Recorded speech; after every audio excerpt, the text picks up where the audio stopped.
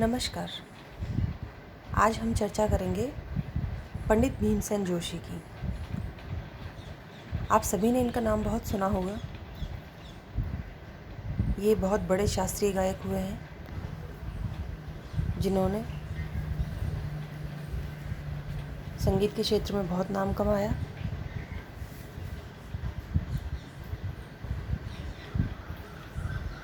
पंडित भीमसेन जोशी बचपन से ही संगीत की तरफ आकर्षित थे। इनके दादा श्री भीमाचार्य साधक थे जो प्रवचनकार थे और स्वर साधना भी किया करते थे। इनके दादा के देहांत के बाद भीमसेन ने 7 वर्ष की आयु में उनका रखा हुआ तानपुरा जो धूल में सना हुआ था उसे बाहर निकाला और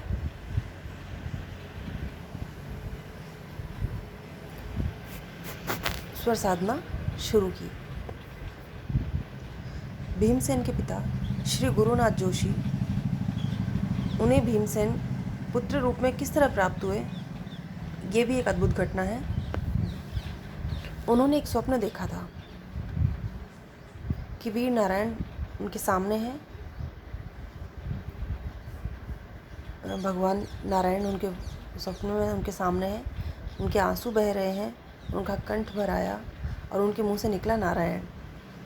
और तीसरे ही दिन 14 फरवरी 1922 को भीमसेन जी का जन्म हुआ।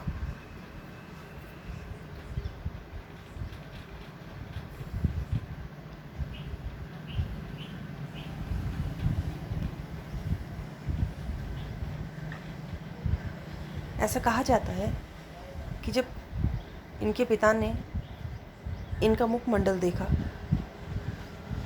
जन्म के 3 माह बाद इन्होंने अपने पुत्र को देखा था पहली बार, तो इन्हें उसी वक्त इस बात का एहसास हुआ कि ये बहुत बड़े संगीतज्ञ बनेंगे। भीमसेन जी को सबसे पहले रामाय रामभद्राय जो एक स्तुति है वो सिखाई गई। इसके बाद भीमसेन जी घर के पास ही बहने वाली नदी, मस्जिद में होने वाली प्रार्थना और वाद्यों की आवाज़ के प्रति आकर्षित होते थे और घर से निकल पड़ते थे। उन्हें सुनकर कहीं से भी अगर कोई ध्वनि आ रही है तो वो उसे सुनने के लिए निकल पड़ते थे। 10 वर्ष की आयु में उनकी हारमोनियम की शिक्षा अगसक चन्नप्पा द्वारा शुरू हुई, जो कि भीमपलासी में शुरू की गई। भीमसेन जी को इसमें बड़ा मज़ा आने लगा था। वो बहुत मगन रहा करते थे संगीत में। ये सिलसिला 7 से 8 महीने तक चला। इसके बाद भीमसेन जी संगीत सीखने की इच्छा लिए घर से भाग गए और बम्बई में कुछ दिन रहकर गायन से कुछ पैसे कमाकर जीजापुर आ गए। कुछ समय उन्होंने जीजापुर में बिताया, उसके बाद पुनः घर लौट गए थे। कुछ समय घर रहने के पश्चात उन्हें फिर से संगीत के लिए ललक पैदा हो जो थी उनकी, वो वापस उग्रता पे थी, तो वो पुनः घर छोड़ दिए और नए नए स्थानों पर भ्रमण करते रहे। संगीत महफिलें जहाँ होती थी वो सुना करते थे, कलाकारों को सुना करते थे, यहाँ वहाँ जहाँ तहाँ सफ़र करते रहते और बड़े बड़े कलाकार जो भी जिनके प्रोग्राम्स होते हैं उनको सुनते। उन्हें पता नहीं क्यों मन में ऐसा लगता था कि वो घर से जब निकलेंगे तो ही उनकी इच्छा पूरी होगी, उन्हें संगीत सीखने का मौका मिलेगा, संगीत की साधना का अवसर प्राप्त होगा। इसके बाद ये राम भाई कुंदगोलकर, जिन्हें सवाई गंधर्व की उपाधि प्राप्त है, उनके संपर्क में आए। काफ़ी समय तक इन्होंने उनके यहाँ काम किया, उनके यहाँ सेवा की उनकी। काफ़ी समय तक ये वहाँ सेवा करते रहे पर इन्हें संगीत सीखने का मौका नहीं मिला। देखिए, आज के समय की तरह पहले के समय में संगीत सीखना इतना आसान काम नहीं हुआ करता था। गुरु पहले शिष्य को परखते थे, उसके धैर्य की परीक्षा लेते थे कि क्या वो सचमुच संगीत सीखना चाहता है या सिर्फ आकर्षणवश संगीत की तरफ खिंच रहा है। या सच में वो उसकी साधना करना चाहता है।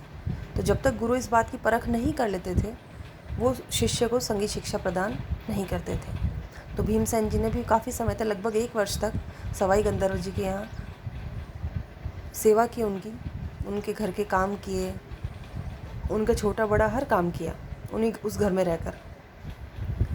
उनकी सेवा भाव से प्रसन्न होकर सवाई गंधर्व जी ने उन्हें संगीत शिक्षा देने का निर्णय किया और उसके बाद वो उनके शिष्य बने और संगीत की उच्च शिक्षा उन्हीं से प्राप्त की।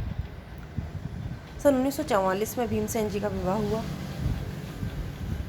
भीमसेन जी की संगीत निष्ठा हर दिन उम्र के साथ बढ़ते ही चली जा रही थी।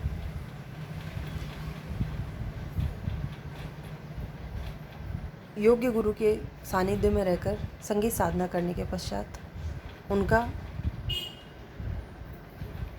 जो कहे प्रसिद्धि थी वो बढ़ने लगी। किराना घराने के एक प्रतिष्ठित गायक के रूप में उनकी पहचान होने लगी। उनकी बुलंद आवाज़, स्वर का सच्चा लगाव, राग विस्तार, तान में विविधता और अद्भुत सुर सौंदर्य के प्रदर्शन के बल पर पंडित भीमसेन भारत के सर्वाधिक लोकप्रिय और श्रेष्ठ गायक सिद्ध हुए। 1972 में पंडित भीमसेन जोशी को पद्मश्री अलंकरण से विभूषित किया गया। देखिए, भीमसेन जी का जो गाना है वो बहुत ही कमाल गाना है। आपको अवसर मिले आप ज़रूर सुनिए। आजकल तो हर जगह ये चीज़ें उपलब्ध हैं। जितना आप सुनेंगे उतना आपके लिए अच्छा होगा, उतना आप उस कलाकार को, उसकी कला को जान पाएंगे। तो ये थी इनकी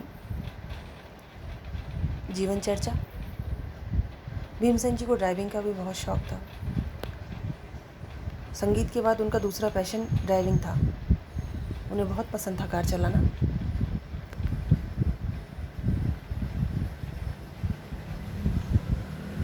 इसके अलावा वो बहुत ही सहृदय व्यक्ति थे, सहज सरल स्वभाव के, बहुत विनम्र थे।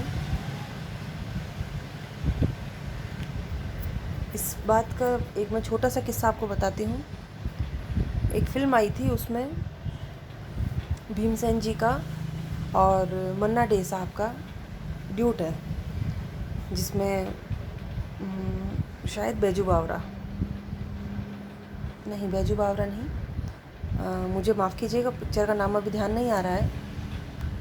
उसमें भीमसेन जी और मन्ना डे साहब के बीच में एक जुगलबंदी है और उस जुगलबंदी में भीमसेन जी को हारना है, क्योंकि वो राइवल की तरफ की गा रहे हैं और भारत भूषण जो कि उस फिल्म का एक्टर है, कलाकार है, उसके लिए मन्ना डे साहब की आवाज़ को चुना गया था। तो सीन ऐसा था कि भीमसेन जी जिसके लिए गा रहे थे, वो सीनियर जो उस दरबार में गायक था, उसको हारना था और भारत भूषण जो कि उस फिल्म का एक्टर है, उसे जीतना था।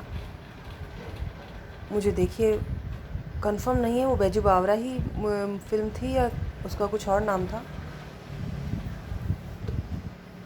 इतने बड़े गायक होने के बावजूद भी उन्हें ज़रा भी इस बात की झिझक नहीं थी कि वो एक नौसीखिए गायक से हार जाएंगे और उनको ये प्रदर्शन करना है कि वो हार गए और मन्ना डे साहब जीत गए। अब देखिए, अगर हकीकत ज़िंदगी में रियल लाइफ को हटा दिया जाए, रियल ज़िंदगी में अगर देखें तो भीमसेन जी का मुकाबला कहाँ कोई कर सकता है। मन्ना डे साहब तो खुद बहुत घबराए हुए थे और असहज महसूस कर रहे थे कि भीमसेन जी के सामने वो कैसे गाएंगे, पर भीमसेन जी ने उनका हौसला बढ़ाया, उन्हें विश्वास बंधाया, आत्मविश्वास उनका बढ़ाया और उसके बाद उस गाने की शूटिंग हुई, जिसमें भीमसेन जी अंत में हारते हैं और मन्ना डे साहब की जो आवाज़ है भारत भूषण जी के लिए, उसमें वो विजयी होते हैं। तो देखिए, ये ऐसे इंसान की पहचान होती है, ऐसी कुछ बातें जब ज़िंदगी में निकल कर आती हैं कि कितना भी बड़ा कलाकार क्यों ना हो, लेकिन अगर सहृदय नहीं है, सहज शांत स्वभाव नहीं है उसका, तो उसकी ख्याति होकर भी नहीं होती है। तो भीमसेन जी के बारे में आज के लिए इतना ही। हमारा जो ये टॉपिक है लाइफ स्केचेस, ये आज कंप्लीट होता है।